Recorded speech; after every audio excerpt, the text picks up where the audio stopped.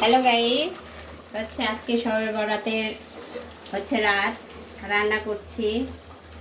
Husband বাজার থেকে বেশি বড় একটা মোরগ কিনে নিয়ে আসছে, তো রান্না করতেছি। আর পাশাপাশি ভাবলাম যে আজকে আপনাদেরকে আমি কিছু কথা বলি।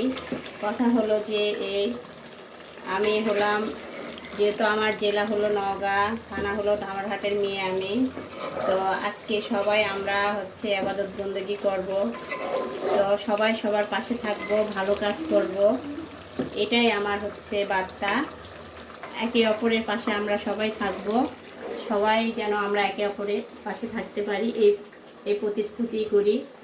তো সবার জন্য আমার তরফ থেকে দোয়া ভালোবাসা থাকবে। তো সবাই আমরা একসঙ্গে যেন কাজ করতে পারি। তো সবাই ভালো থাকেন। আল্লাহ হাফেজ।